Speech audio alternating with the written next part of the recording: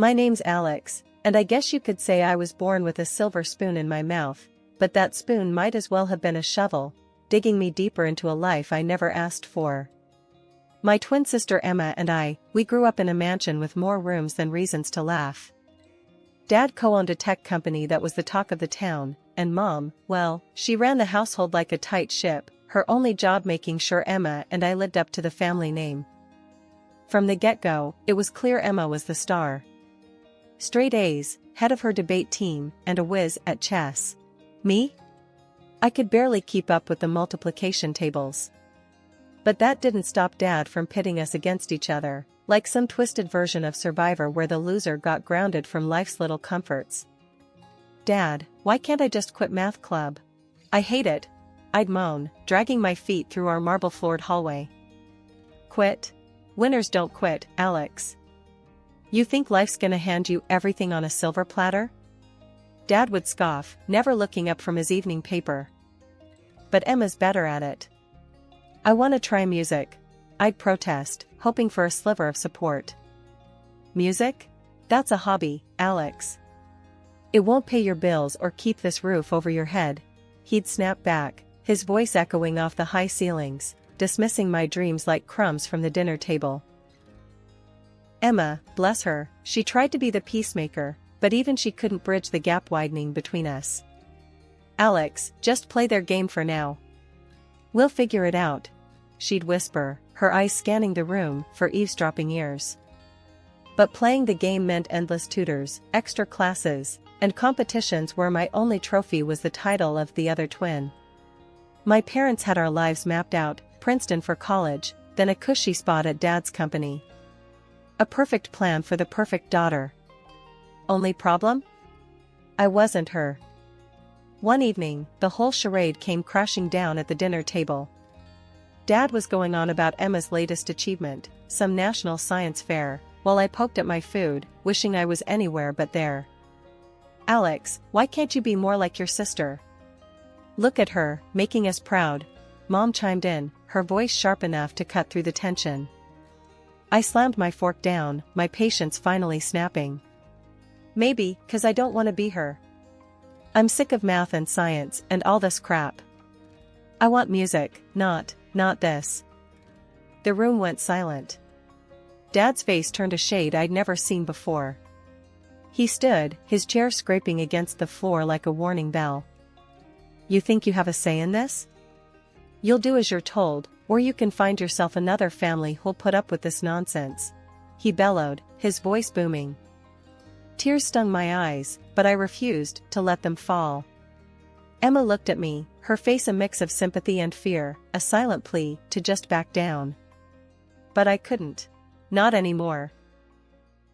My house felt more like a battleground than a home, thanks to Dad's philosophy, competition breeds success.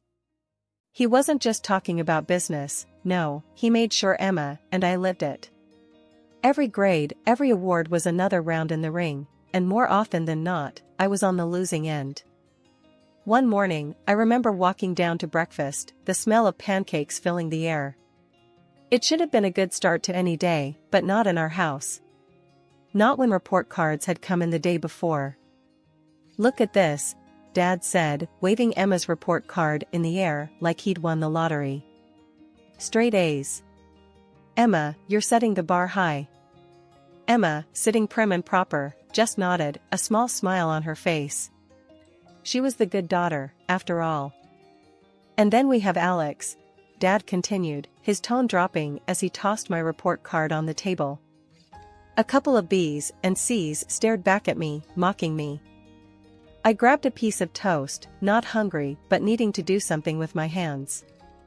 Yeah, so? It's not like I failed. Dad's eyes narrowed. Not failed? Alex, in this family, it's A's or nothing. You know the rules. The rules. More like Dad's law. Emma got the new clothes, the special treatment, and there I was, wearing the same jeans I had for the past year, the fabric thinning but not as much as my patience.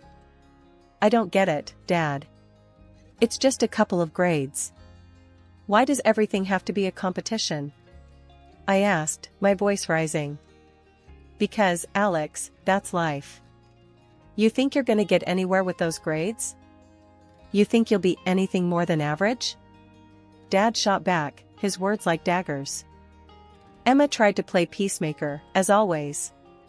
Dad, maybe if we helped each other out more, instead of competing, we could both do better. Dad scoffed, helping? No. You need to push each other. Only the best for my daughters. I remember looking down at my plate, appetite gone. So, what? Since I didn't get straight A's, I don't get lunch today? No lunch, no new clothes. You know the deal, Alex. Maybe next time, you'll try harder, Dad said, his voice cold and final. The rest of breakfast was silent. Emma ate her pancakes, Dad read his newspaper, and I just sat there, stewing in anger and frustration. It wasn't just about the clothes or the food, it was about being seen as less in my own father's eyes. After breakfast, I went up to my room, slamming the door behind me. Emma followed, knocking softly. Alex, you okay? She asked, her voice laced with concern. Do I look okay? I'm sick of this, Em. Sick of being compared, of never being good enough. I spat out, my words harsh, but honest. Emma sat down beside me, her hand on my back. I know, it sucks. But we're stuck in this together, right? Maybe we can find a way to make it work, to get through to Dad. I laughed, but there was no humor in it. Yeah, right. Dad changing his mind? That'll be the day. Life at home was like walking on a tightrope, with every step calculated to avoid the next lecture or comparison. But whenever I could, I'd sneak away to my room, plug in my old, beaten-up headphones, and lose myself in music. It was my secret garden, a place where grades and competitions didn't exist. One day, I mustered the courage to bring it up at dinner. The table was set, and the air was filled with the usual tension that accompanied our meals. Dad was going on about some business deal, and Emma was sharing her latest school project. It felt like now or never. Hey, I've been thinking. I started, my voice barely above a whisper. The room fell silent. I want to learn music. Like, really learn it. Maybe take some singing lessons, or piano. Dad's fork paused midair, and Mom's gaze snapped to me, her expression a mix of surprise and annoyance. Music? Dad finally said, his voice flat. Alex, we've been over this. Your focus should be on your studies, on getting into a good college. But I am focusing. Can't I have something for me? Something that actually makes me happy? I pushed back, feeling a mix of fear and defiance. Happy? You think life's about doing what makes you happy? Dad laughed, but there was no warmth in it. Real life is about making sacrifices, doing what's necessary. Music is a hobby, Alex, not a career. Emma glanced at me, her eyes filled with a silent apology. She knew how much this meant to me, but she also knew arguing with Dad was like talking to a brick wall. I don't see why I can't do both. Study and music, I argued, feeling the heat rise in my cheeks. Because I said so, Dad shot back, his voice rising. We're not spending money on some whim when you should be improving your grades. End of discussion. Mom nodded in agreement, her usual stance. Your sister is setting the example, Alex. Why can't you just follow her lead? The rest of dinner passed in silence. I barely touched my food, my appetite gone with my dreams. Later, Emma came to my room, knocking softly. Alex, don't let them get to you. You're talented, and you know it, she whispered, sitting on the edge of my bed. Talented? Right. If I was, they'd actually listen to me, I mumbled, staring at the ceiling. It was the end of what felt like the longest year ever. School was a blur of exams, essays, and endless lectures about our future, specifically, a future my parents had mapped out for us. For Emma, it seemed like smooth sailing. For me? A shipwreck in slow motion. I was in my room, trying to drown out the world with some music, when Emma burst in, her face flushed with excitement. Alex, the letters came. My heart sank. College acceptance letters. The ones that would apparently make or break our lives, according to Dad. Emma was waving hers in the air, a big, fat envelope from Princeton. I got in. Congrats, I mumbled, my voice drowned out by the jealousy and fear gnawing at me. Haven't checked mine yet. Emma's smile faltered. Come on, let's look together. It's gotta be good news. We found my letter, a thinner envelope that felt like it weighed a ton. I opened it with shaking hands, scanning the words quickly before they blurred into nothingness. I didn't get in. Emma wrapped an arm around me, but I shrugged her off, feeling a mix of relief and despair. I didn't even want to go to Princeton, but explaining that to my parents would be like talking to a brick wall. Dinner that night was when everything exploded. Mom and Dad were already halfway through a bottle of wine, celebrating Emma's acceptance. Here's to Emma, following in the family's footsteps, Dad toasted, beaming. And Alex? Mom asked, turning to me with a raised eyebrow. I took a deep breath. I didn't get in. The room went silent. Dad's face turned a shade of red I'd only seen a few times in my life. What do you mean you didn't get in? Did we not spend enough money on your tutors, your prep courses? How could you be so careless? I tried, okay? Maybe Princeton just wasn't the right place for me. I shot back, my voice rising. Not the right place? Do you hear yourself? You've embarrassed us, Alex. Thrown away every opportunity, Dad yelled, slamming his fist on the table. Mom chimed in, her voice cold and sharp. We expected better. Your sister managed just fine. Why can't you? That's enough. I stood up, my chair scraping loudly against the floor. I never wanted Princeton. I never wanted any of this. I want music, not some business degree. Dad looked like he might explode. Music? Is that your excuse? You're a disappointment. I felt something inside me snap. Fine. If I'm such a disappointment, maybe I shouldn't be here at all. Dad's eyes narrowed. Is that so?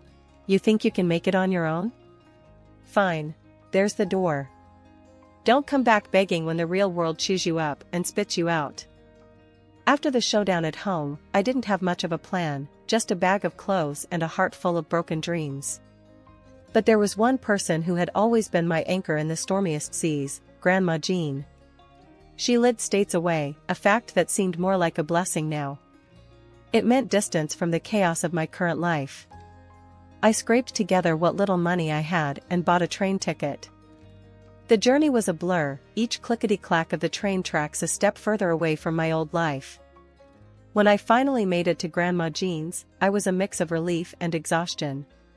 Her house, with its familiar cozy warmth, felt like a safe haven for the first time in forever. I spilled everything to Grandma the moment I walked through the door, the fight, leaving home, my dreams of music. She listened, her brows furrowing and unfurrowing, her lips pressed into a thin line now and then. Alex, you've always been the brave one, she said, her voice soft but firm. Staying true to yourself in a world that wants to change you, that takes guts. But what do I do now, Grandma? I feel like I've just jumped off a cliff without knowing if there's water below, I confessed, feeling the weight of my choices. Grandma Jean chuckled, the sound warm and comforting.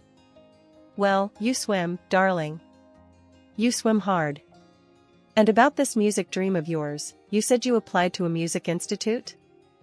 I nodded, a flicker of hope igniting in my chest. Yeah, in secret. I even got an audition date set before everything blew up. Grandma's smile then was like the sun breaking through clouds. Then that's what we'll do. We'll go to that audition, and you'll show them just how bright you can shine. The idea was terrifying and exhilarating all at once. But I barely know the first thing about auditioning. What if I mess it up? Then you'll learn, and we'll try again. But something tells me you won't need to, she said, her confidence in me a stark contrast to the doubts swirling inside my head. The day of the audition came faster than I thought possible. Grandma Jean and I went to the institute together, her hand on my back, a steady presence.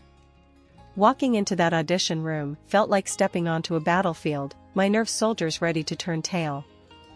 But then I sang, my voice steadier than I felt, pouring every ounce of emotion I had into the notes. The room was silent for a heartbeat after I finished, a silence so complete I feared I'd failed before one of the teachers finally spoke. Your voice, it's quite remarkable.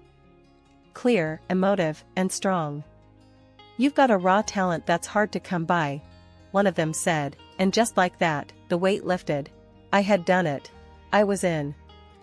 As we walked out of the institute, Grandma Jean's arm around my shoulders, I felt lighter than I had in years. You did it, Alex. I'm so proud of you, she said, her voice thick with emotion. The buzz of the first few weeks at the Music Institute was something else. Every day felt like I was walking on air, surrounded by music, by dreams like mine but unique in their melody. Grandma Jean was my rock, making sure I didn't float away into the clouds of my newfound world. One evening, as I was noodling around on the piano in the common room, trying to get a feel for a tune that had been stuck in my head, a couple of guys walked in. They looked about my age, carrying guitars and a sense of purpose. Hey, that's pretty good. You got a name? One of them, a tall guy with a mop of curly hair, asked. Alex, I replied, a bit taken aback by the sudden company. I'm Luke, and this is Mark. We're trying to put together a band, and we need someone who can handle the keys. You interested? Me? In a band? The idea seemed as far-fetched as flying to the moon. I don't know. I've never really played with others before. Luke grinned. Perfect. Neither have we. It'll be a grand adventure. Grandma Jean thought it was a fantastic idea. You need to mingle, make friends, and what better way than through the universal language of music? So, I joined Luke and Mark, and we started jamming together, finding our sound in the clash and harmony of our instruments. It was raw, exhilarating, and utterly terrifying all at once. One day, after a particularly good session, Mark, ever the dreamer, said, we should record some of this stuff. Put it out there, see what happens. Out there, as in the internet? I asked, skeptical. Do you think anyone would even listen? Luke's confidence was infectious. Why not? We've got something good going here. Let's share it. So, we did. We recorded a couple of songs, rough around the edges, but full of heart, and uploaded them online. I didn't expect much, why would I? But then, something crazy happened. People listened. Not just a few, but thousands. Then tens of thousands. The comments poured in, everything from "this is amazing" to "who's the girl on the keys? Her voice is incredible." I couldn't believe it. We had struck a chord, and suddenly, our little band wasn't so little anymore. Local gigs started coming in, each venue bigger than the last. The first time we played live, my hands were shaking so much I could barely hit the right notes. But as the music flowed through us, as I looked out at the sea of faces illuminated by the stage lights, something clicked. This was where I was meant to be. After one show, a guy in a suit approached us, a slick smile plastered on his face. You kids have got talent. Ever thought about going professional? We exchanged glances, the unspoken question hanging in the air. Were we ready for this? Grandma Jean's advice was simple. Take the chance, Alex. You've got nothing to lose and everything to gain. Just remember who you are, and don't let the glitz blind you. So, we took the plunge, signing a deal that seemed too good to be true. The gigs got bigger, the crowds louder, and our music spread like wildfire. I was living a dream I hadn't even dared to dream, my voice finding its way into the hearts of strangers. Then, one evening, as I was sifting through our latest batch of comments and basking in the surreal glow of it all, my phone buzzed with a call from Emma. Emma, my twin, the other half of me we'd grown so distant over the years, mired in rivalry and silence. Alex? Hey, it's me, she said, her voice hesitant over the line. I paused, taken aback. Emma? Wow, hi. What's up? I saw you on YouTube with your band. You were amazing, Alex, she confessed, and I could hear the sincerity in her voice, a stark contrast to our last cold exchanges. A warmth spread through me. Really? You think so? Thanks, Em. That means a lot, coming from you. There was a pause, and then Emma let out a sigh. I wish I had your courage, Alex. I'm here at Princeton, doing what's expected, living this life that feels like it belongs to someone else. Surrounded by these kids who have everything, and yet I've never felt more out of place. Her words struck a chord, echoing my own feelings of being lost in a world where I didn't belong. Emma, it's never too late to change your path. To find what makes you happy. I know, but it's not that easy. Mom and Dad, they found out about your singing. They're furious, saying you're ruining the family's reputation, she continued, her voice laced with worry. I laughed, but there was no joy in it. Let them talk. I'm done living for them, Em. This is my life, and I'm going to live it on my terms. As we ended the call, a mix of emotions swirled within me. Pride, for the path I'd chosen. Sadness, for the distance still between us. And determination, to bridge that gap, to rebuild the connection with my sister, not as rivals, but as allies in seeking our own truths, our own happiness.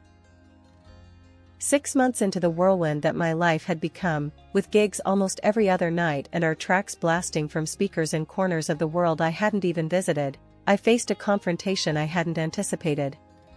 Right after a show that felt like our best yet, the backstage drama outdid the onstage energy. Bursting into my dressing room, Dad's face was a storm cloud in human form. Alex, what do you think you're doing? You're dragging our name through the mud. Grandma Jean, who had been my steadfast supporter at every show, stepped in, her voice the calm in the tempest. Now, Richard, let's talk about this calmly. There's no need for a scene. The argument escalated quickly, voices rising, until security had to step in. Watching my parents being escorted out was surreal, a scene I'd never imagined in my wildest dreams. Afterwards, Grandma Jean was firm with the venue managers. I don't want them anywhere near her, not when she's working. It's not just a request, I'm insisting. The next few weeks brought a barrage of texts from Mom and Dad, each one more cutting than the last, predicting doom and gloom for my career. They couldn't see the truth, blinded by their prejudice and disappointment. Fed up, I finally shot back with a link to one of our YouTube videos. Check the views. Listen to the fans. This is real. The video had exploded, racking up millions of views and comments praising everything from the music to my voice. The silence that followed was telling. They had seen it, the undeniable evidence of my success, and it had rendered them speechless. 2 years zipped by like a fast-forward track. Then, out of the blue, Mom called. Her voice was different, hollow, like the fight had gone out of her. Alex, I need you to listen, just this once, she started, and something in her tone made me pause. She poured it all out, the bad luck that hit like a wrecking ball. Dad's business crumbled thanks to a backstabbing partner from overseas, leaving them penniless, forcing them to downsize their life to a cramped apartment. Emma, too, was hit by the fallout, pulling out of Princeton to chase a scholarship at a university she actually wanted to attend. And then came the kicker, the apology that sounded years too late. We were wrong, Alex. I pushed you too hard, loved too little. I'm sorry. Hearing that was like a punch to the gut, but not for the reasons you might think. I was over the anger, past the resentment. Mom, I can't do this. It's too much water under the bridge. But life had a way of moving on, and so did I. Emma called next, her news a bittersweet mix. She was moving, transferring to a university close by. Looks like it's going to be us three musketeers again, she said, her voice bright, trying to lift the mood. My music was my escape, my world where I could control the narrative. With Grandma's encouragement and a stroke of luck, I landed a deal with a record label that believed in my vision. My first album dropped, a collection of tracks that felt like reading pages from my diary out loud. The charity concert in my hometown was a trip down memory lane, a reminder of where I started and how far I'd come. After the show, there they were, Mom and Dad. Time hadn't been kind, the years had carved deep lines of hardship across their faces. They wanted to talk, probably to bridge the chasm that had opened up between us, or maybe, as I suspected, because they were in need. I watched them for a moment, a flood of memories washing over me, before turning away.